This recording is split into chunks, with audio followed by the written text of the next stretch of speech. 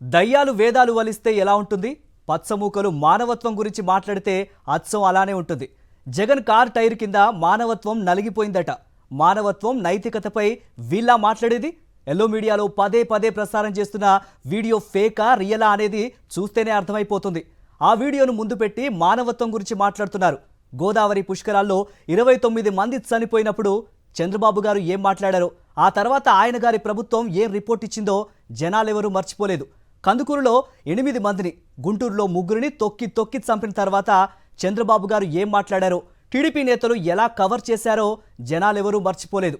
2015, 2016లో అదే చంద్రబాబు కాన్వాయ్ ఢీకొట్టి 2 చనిపోతే ఇదే ఎల్లో మీడియా అప్పట్లో ఎలా కవర్ చేసిందో కూడా జనాలెవరూ మర్చిపోలేదు. అసలు ఫేక్ వీడియోలు ముందు పెట్టి మానవత్వం గురించి మాట్లాడే హక్కు ఈ పచ్చమూకలకుందా?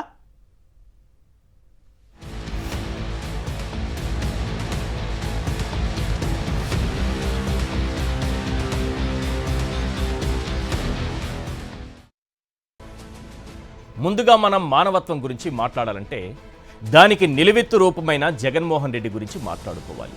తన తండ్రి అకాల మరణాన్ని తట్టుకోలేక మరణించిన వారి కుటుంబాలను పరామర్శించేందుకు ఓదార్పు యాత్ర చేపట్టిన వ్యక్తి కంటే మానవత్వం ఎవరిలో ఉంటుంది? అందరినీ ఒక్కచోట గుంపుగా చేర్చి ఓదార్చమని చెప్పిన సోనియాను ఎదిరించి 16 నెలలు జైల్లో ఉండొచ్చిన వ్యక్తి కంటే మానవత్వానికి అత్యధిక ప్రాధాన్యత ఇచ్చే వ్యక్తి ఇంకెవరుంటారు?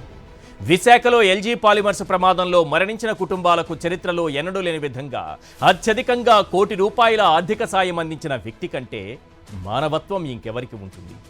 పాపాలు చేస్తూ పుణ్యాత్ముల్లా ముసుగులు వేసుకుని తిరిగేవారు అలాంటి పుణ్యాత్ములకు భజన చేసే పాపాత్ములు. మానవత్వం గురించి మాట్లాడుతుంటే అసలు మానవత్వం అంటే ఏంటో చెప్పాలనిపించింది. జగన్ కాన్వాయ్ కింద పడి మానవత్వం చచ్చిపోయిందట. అదే చంద్రబాబు కాన్వాయ్ కింద పడి గతంలో 2 ప్రమాదాల్లో 2 మరణిస్తే వారికి వైకుంఠ ప్రాప్తి జరిగిందట.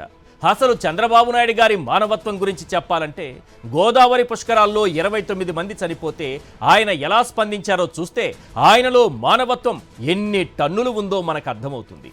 కందుకూరు ఇరుకు సందుల్లో 8 మంది చనిపోతే ఆయన ఎలా స్పందించారో చూస్తే ఆయనలో మానవత్వం ఎన్ని లీటర్లు ప్రవహిస్తోందో అర్థమవుతోంది. ఒక్కటి మాత్రం నిజం, చంద్రబాబు ఏం చేసినా అది రాధాకృష్ణ కంటికి పుణ్యకార్యంలానే కనిపిస్తుంది. వీళ్ల పాపాలకు ఎంతమంది బలైపోయినా అది మహా పవిత్ర కార్యంలానే కనిపిస్తుంది. జగన్మోహన్ రెడ్డి కాన్వాయ్ కింద పడి సింగయ్య మరణించాడని ఓ ఫేక్ వీడియో రిలీజ్ చేశారు. ఆ వీడియో ఆధారంగా ఇష్టానుసారంగా ఎల్లో పత్రికల్లో జగన్ గురించి రాసేస్తున్నారు. పబ్లిసిటీ పిచ్చితో గోదావరి పుష్కరాల్లో 29 మంది భక్తులను అన్యాయంగా బలి తీసుకుంటే మహానుభావుడట. పుష్కరాల్లో చస్తే చచ్చారు, కుంభమేళాల్లో జగన్నాథ రథయాత్రలో చచ్చిపోవట్లేదా అని అంటే అది మానవత్వం అట. పుష్కరాల్లో 29 మంది మరణానికి కారణం భక్తుల అత్యుత్సాహమే అని రిపోర్టు ఇప్పిస్తే అతను పుణ్యశీలే అట. పచ్చ పేపర్లలో పబ్లిసిటీ కోసం కందుకూరు ఇరుకు సందుల్లో ఇరికించి 8 మందిని పైకి పంపేస్తే పుణ్యాత్ముడట.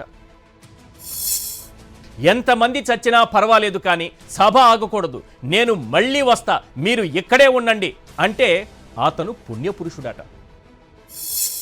పేదలకు సంక్రాంతి కానుకల పేరుతో ఆశ చూపి అన్యాయంగా 3 కాటికి పంపిస్తే అతను కారణజన్ముడట.